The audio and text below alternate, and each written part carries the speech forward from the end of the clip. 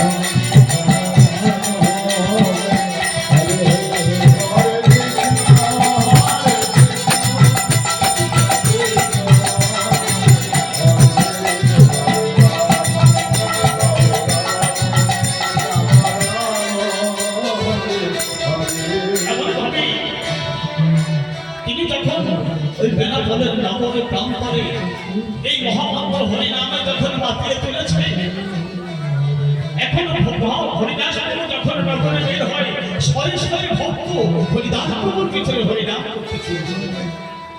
এই খবর পৌঁছে গেছে রামচন্দ্র খানের কাছে, কারণ এই বেনাপোল অঞ্চলটিও রামচন্দ্র খানের রাজ্য সীমার মাঝে।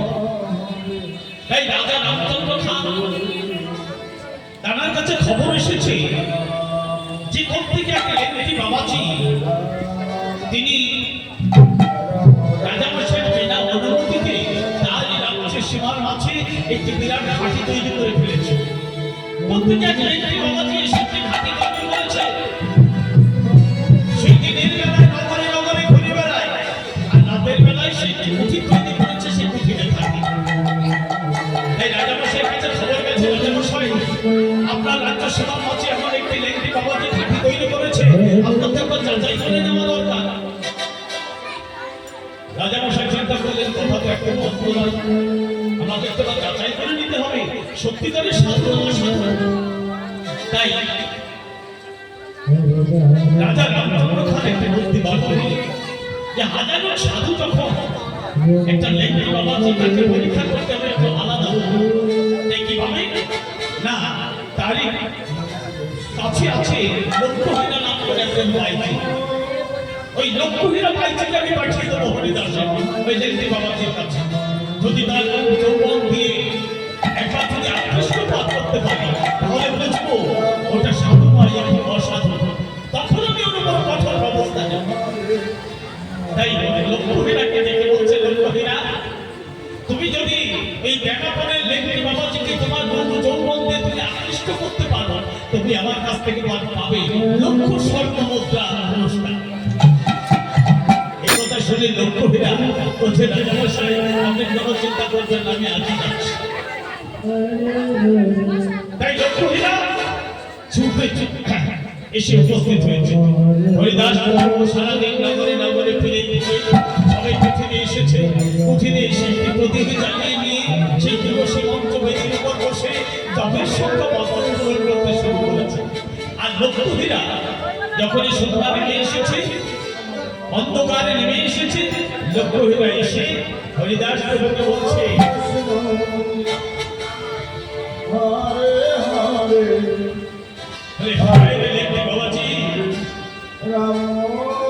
আমাকে পাবার জন্যই কত রাজা কত জমিদার লক্ষ লক্ষ স্বর্ণমুদ্রা ফেলে দেয় আমার জন্য আমাকে পাবার জন্য আর সেই আমি এসেছি তোমাকে ধরা দেওয়ার জন্য তবে দেখি তুমি কেমন সাধু কত সময় তুমি নিজেকে ধরে রাখতে পারো এই বলে লক্ষ্যহীরা হরিদাস বাবুকে ফিরে নিয়ে তিনি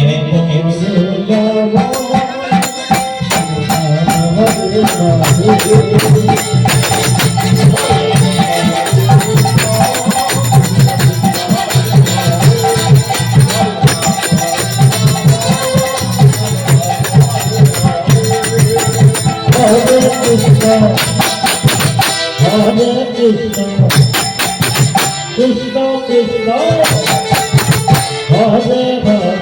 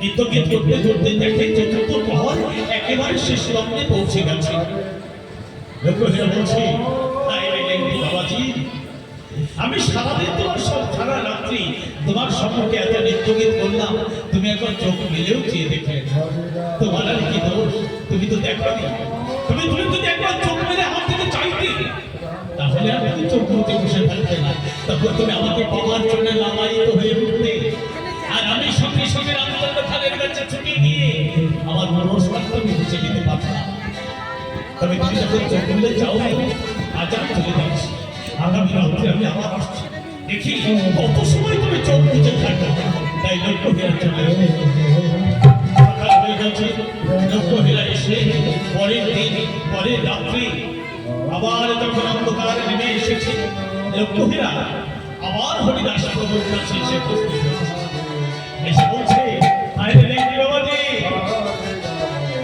আজ দেখবে কত সময় তুমি নিজেকে ধরে রাখো এই বলে লক্ষ্যহীরা দেখতে শুরু করেছে হরিদাস প্রভুর সম্পর্কে Hare Krishna Hare Krishna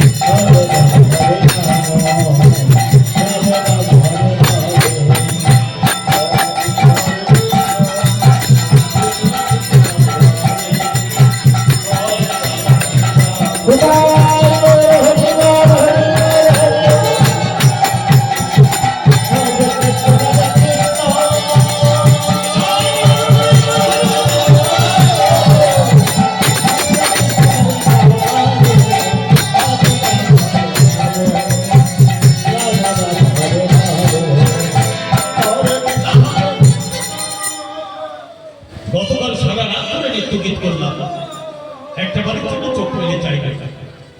আর আজ তৃতীয় প্রহর পার হয়ে গেল। সেই প্রথম প্রহরের অন্তর্ভাগ থেকে দ্বিতীয় প্রহর পার হয়ে গেল, একভাবে নৃত্য করেই যাচ্ছি, অথচ একটি বারের জন্য চোখ মেলে চাই না। বৃথায় পরিশ্রম করছি না, একটা কাজ করি, একজন চোখের সামনে বসে থাকি, দেখি কতক্ষণে চোখ মেলে চায়। আর যখন একবার চোখ মেলে আমার দিকে চাইবে, তখন আর বসে থাকবে না, তখন আমাকে বাবার জন্য লালায়িত হয়ে উঠবে, আর আমি ছুটে চলে যাবো অন্তর্মুখাদের কাছে। এটাই পরিশ্রম করছি, এটাই ভালো ছিল। তাই হরিদাস বাবুর সম্মুখে গিয়ে চুপটি করে বসে রইল, দেখে কখন চোখ মেলে যায়।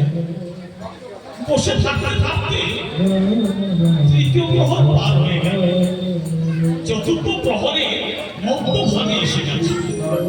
চতুর্থ প্রহরের মধ্যভাগে পর্যন্ত বসে থেকে লক্ষ্মীরা ভাবছে না, গতকাল সারা রাত কেটে গেল, আজও প্রায় চতুর্থ প্রহরের মধ্যভাগ হয়ে গেল, এখনো পর্যন্ত চোখ মেলে চাইল। বৃথাই আমি পরিশ্রম করছি, তবে আজ আমি শুধু শুধু ফিরে যাব। আজ এসেছি যখন একটা হেস্তু মেস্তু করে তবে দেখার থেকে যাবো, এর একটা ফয়সালা না করে আমি যাবো। তাই কিছু সময় মধ্যভাগ, চতুর্থ প্রহরের মধ্যভাগ পর্যন্ত বসে থেকে এবার ভাবছি আমি ওকে চাপড়ে ধরবো। আমি যখন ওকে চাপড়ে ধরবো, আমার বড় যখন একবার পাবে তখন আর চোখ বুঝে বসে থাকবে না, তখন আমার দিকে চাইবে, আর যখন আমার দিকে চাইবে তখন আমাকে বাবার জন্য লালাইতে হবে। এই চিন্তা ভাবনা করতে করতে চতুর্থ প্রহরের একেবারে শেষ লগ্নে পৌঁছে গেছে। চতুর্থ প্রহরের শেষ লগ্নে এই চিন্তা ভাবনা করতে করতে হঠাৎ হরিদাস বাবুকে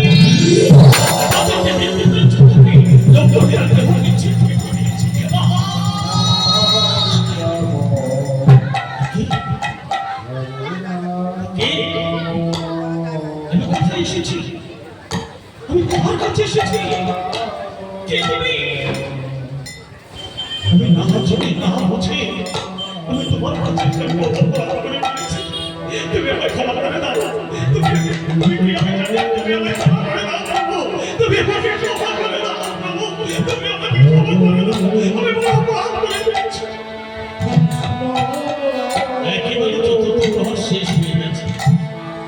হরিদাস বাবু চোখ মেলে চেয়েছে, চোখ মেলে চেয়ে বলছে, মা ও মা, গতকাল সারা রাত্রি তুই আমার একটা কৃষি নৃত্য গীত করেছিস, আজ সেই দ্বিতীয় প্রহর থেকে সারা রাত বসে আছিস। আচ্ছা মা, তুই প্রতিদিন আমার কাছে কেন আসছিস বলতো? কি চাস বল মা, কি করবো বল মা? আমার যে জপের সংখ্যা পূরণ না হলে আমি যে কথা বলতে পারি না, আজ আমার জপের সংখ্যা পূরণ হয়ে গেছে। বল মা, কি চাস? কেন তুই প্রতিদিন আমার কাছে আসিস? আমি কেন আসি? আমি কি জন্য তোমার কাছে আসি? আমি সেটা তোমায় বলতে পারবো না প্রভু। আমি অন্ধকারে থাকি, তবে আজ তোমার কাছে এসে যে আলোর সন্ধান আমি পেয়েছি প্রভু, এই আলোর পথ থেকে আমি নিজেকে সরিয়ে নেবো না প্রভু। আমাকে তোমার চরণে আশ্রয় দাও প্রভু, আমাকে তোমার চরণে আশ্রয় দাও, আমাকে তোমার আমার পথে দিয়ে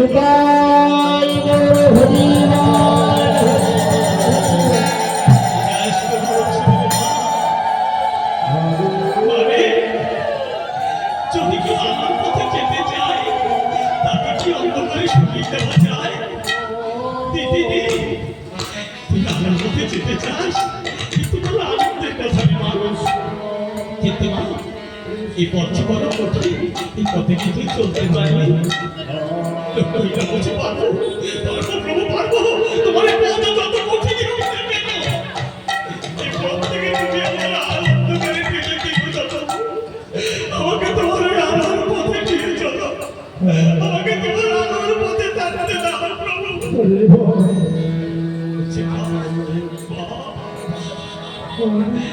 পথে থাকবি কিন্তু মা, তুই যে বড় ভোগের মধ্যে আছিস, সেখান থেকে বেরিয়ে এত বড় ত্যাগের পথে কি তুই চলতে পারবি?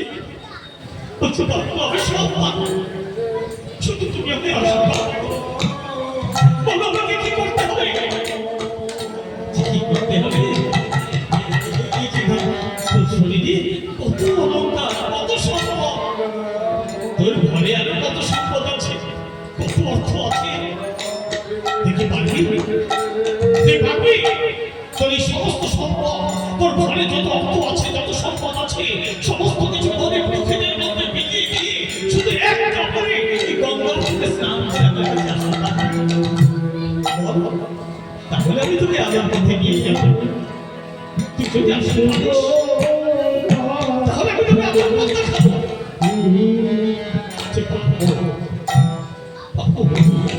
আমি পারবো, কি তুচ্ছ এই অলংকার, কি তুচ্ছ এই সম্পদ। আজ বুঝি আলোর সন্ধান পেয়েছি, এই আলোর থেকে আমি নিজেকে আনন্দ করে এগিয়ে নেব। তুমি আশীর্বাদ করো, আমি যেন তোমার কথা করে তুমি আমার শুধু সেই আশীর্বাদ করো, যে আশীর্বাদ করি। তাহলে তুই তোর যা কিছু আছে সমস্ত কিছু গরিব ব্যক্তিদের মধ্যে বিলিয়ে দিয়ে শুধু একটা করে গঙ্গার থেকে স্নান করে আমার কাছে চলে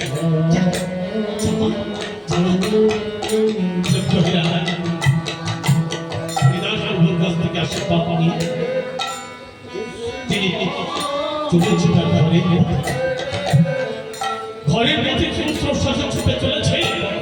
চলতে চলতে তার শরীরে তার বেড়ে যত অলংকার ছিল একান্তকে দেখে তার কাছে দিয়ে দিচ্ছে, চুলে চুলে চুলে চুলে দিতে চলেছে। তার শরীরের সমস্ত অলংকার মানুষের গরিবের মধ্যে বিলাতে বিলাতে চলেছে।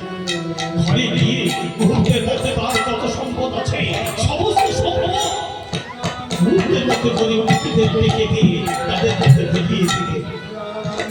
বিলিয়ে দিয়ে শুধু একটি কাপড় পরে চলেছে গঙ্গায়, চলেছে গঙ্গায় স্নান।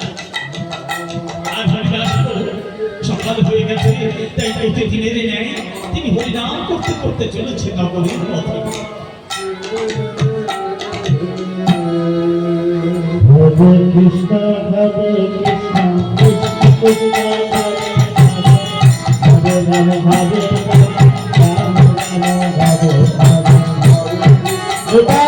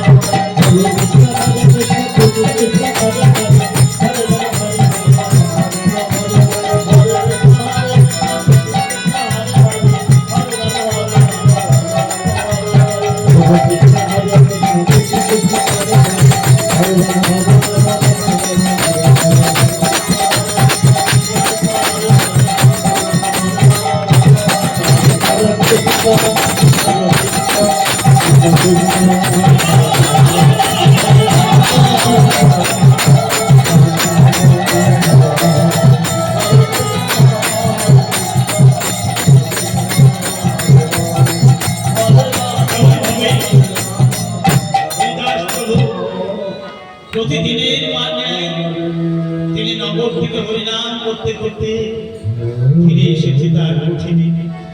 আর এদিকে লক্ষ্মীরা তিনিও তার সমস্ত সম্পদ করে কুঠিরের মধ্যে ফেলিয়ে দিয়ে গঙ্গার থেকে স্নান করে শুধু এক বস্ত্রে তিনি ফিরে ফিরে আসতে চলেছে হরিদাস প্রভুর কাছে।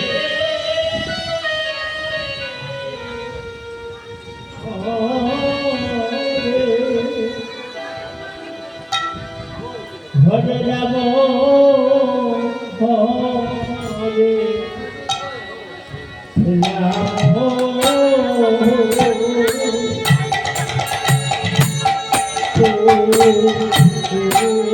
লক্ষ্মীরা ধীরে ধীরে এসে রাম হরিদাস প্রভুকে প্রণাম করেছে। হরিদাস প্রভুর চরণ তলে বসে প্রভু আমি এসেছি প্রভু, আমাকে তোমার চরণে আশ্রয় দাও প্রভু, আমাকে তোমার চরণে আশ্রয় দাও। হরিদাস প্রভু লক্ষ্মীরাকে দেখে বলছে বাহ বাহ কবে রে মা, কবে পারবি পারবি রে মা, তুই পারবি। বস মা, বস বস। লক্ষ্মীরাকে বসিয়ে লক্ষ্মীরার কর্ণমণি কৃষ্ণ নাম হরিনাম হরে কৃষ্ণ হরে কৃষ্ণ কৃষ্ণ কৃষ্ণ হরে হরে হরে রাম হরে রাম রাম রাম হরে হরে কৃষ্ণ হরে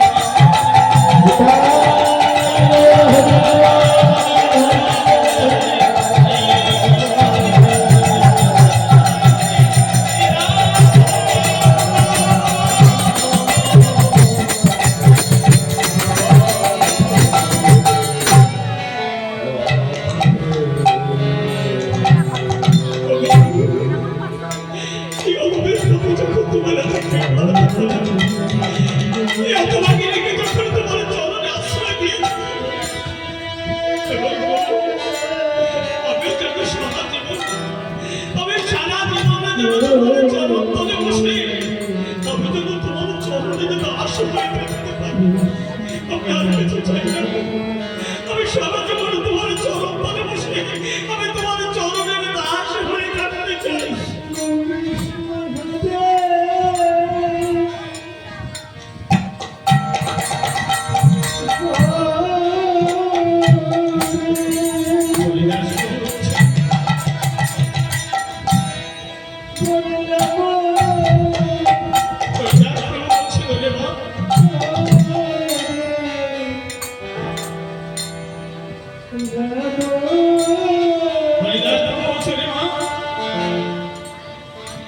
তোরা সাথে বন্ধু করেছি, আজ থেকে তুই এখানে থাকবি, তুই এখানে বসে হরিনাম করবি, দেখবি তোর সমস্ত শক্তি আবার তোর কাছে ফিরে আসবে। তুই মুক্ত হবি, তুই আমার এই আশ্রয়ে বসে হরিনাম করবি, এই মহামন্ত্র হরিনাম জীবের দ্বারে দ্বারে বিতরণ করবি। তোরা সকলে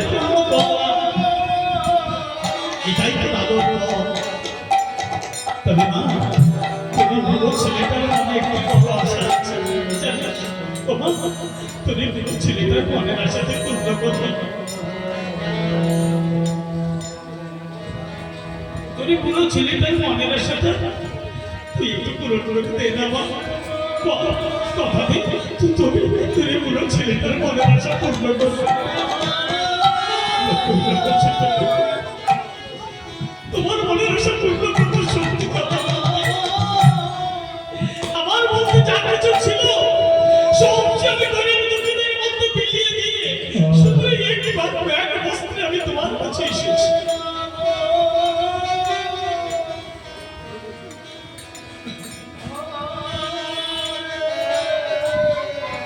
শুধু এক বস্ত্রে আমি তোমার কাছে এসেছি প্রভু। আমি তোমার মনের আশা কি করে পূর্ণ করবো? আমার মধ্যে যে আর কিছু নেই প্রভু। তোমাকে দেবার মতো আমার আর কিছু নেই। আমি কি দেবো তোমার? আছে রে মা, আছে। আমার মনের আশা পূর্ণ করার শক্তি একমাত্র তোরই আছে, তুই পারবি। কথা দে মা, তুই আমার মনের আশা পূর্ণ করবি। বল না, কথা দে। আমার যদি সত্যি তোমার মনের আশা পূর্ণ করবার শক্তি থাকে তাহলে আমি কথা দেব। আমি কথা দেব প্রভু, তোমার সেই মনের আশা আমি পূর্ণ করবো। আমি পূর্ণ করবো, আমি পূর্ণ করবো প্রভু। আজ আমার ঘরে কোথাও আমার মা আমার মনের আশা পূর্ণ করবে। জানিস না আমার মনের বহু একটি বাসনা, আমার মনে মনে একটি বাসনা। আমার সেই জীবনটা আমি জগন্নাথ ধামে কাটাতে চাই, জানিস না? কিন্তু আমি যেতে পারি না। আমার এই আশ্রম, আমার এই বেনাপোল অঞ্চলের সমস্ত ভক্তবৃন্দ এদের ছেড়ে আমি কোথাও যেতে পারি না।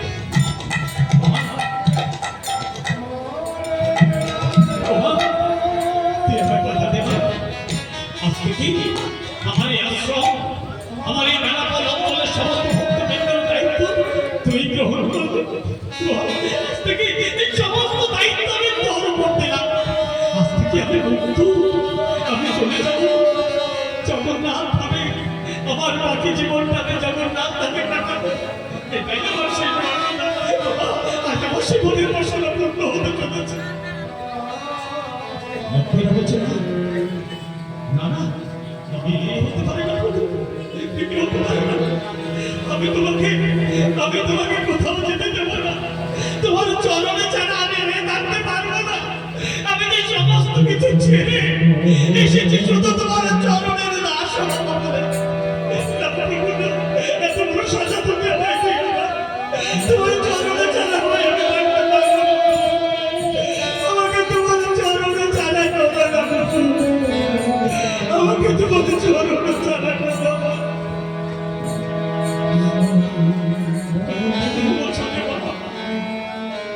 তুই আমায় কথা দিয়েছিস তোর বড় ছেলেটার মনের বাসনা পূর্ণ হতে চলেছে। তুই বাবা দিস না, তুই আমার বাবা দিস না। আমার আশীর্বাদ সর্বক্ষণ তোর মস্তকে ধরে পড়বে। আজ থেকে আমার এই আশ্রম, আজ থেকে বেনাপোলের সমস্ত ভক্তবৃন্দের দায়িত্ব তুই আশ্রমে থাকবি।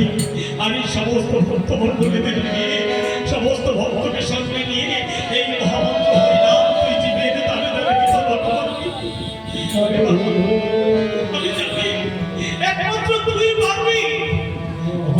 আজ আমার মনে খুব আনন্দ হচ্ছে, আজ আমার মনে বসা বাসনা পূর্ণ হচ্ছে।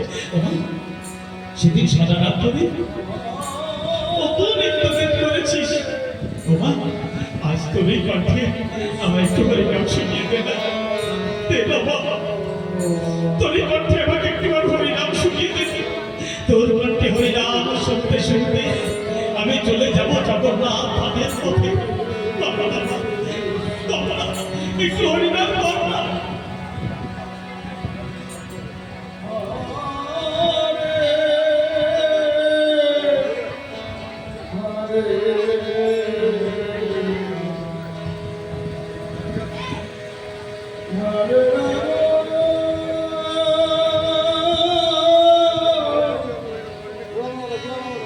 Oh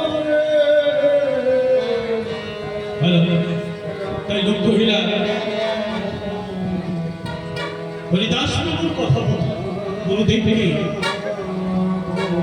তিনি তার কণ্ঠে হরিনাম শোনাতে চলেছে। আর এই হরিনাম শুনতে শুনতে হরিদাস প্রভু চলে যাবে জগন্নাথ দেখেছো রে মা, একটু তোর কণ্ঠে হরিনাম শুনতে শুনতে চলে যাবে জগন্নাথ। আর কথা বলিস না, একটু হরিনাম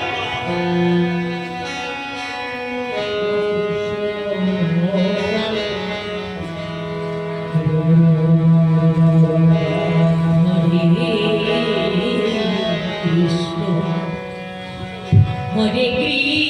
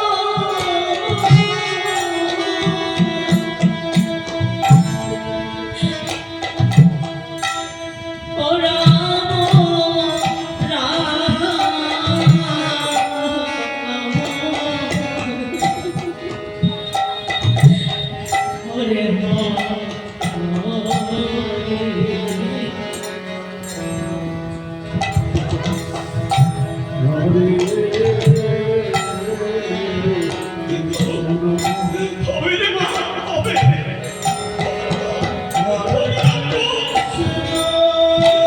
তোর মুখে তোমাকে হরিনাম শুনতে শুনতে আমি চলে যাবো জগন্নাথ।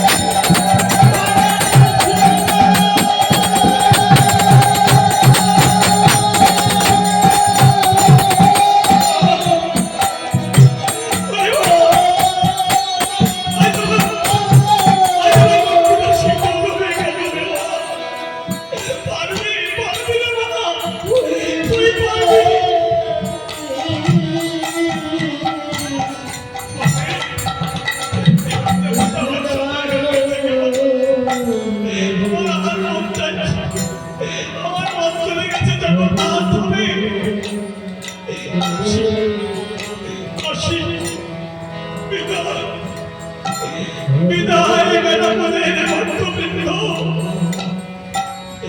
বিদায় বিদায় বেনাপোলের ভক্তবৃন্দ।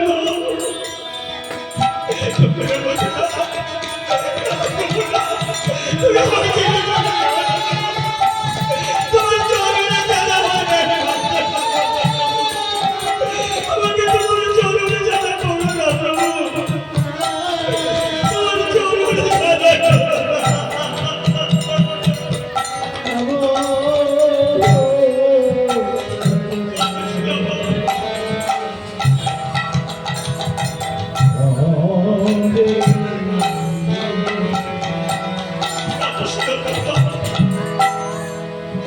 আমার আশীর্বাদ জগৎ হস্তকে থাকবে।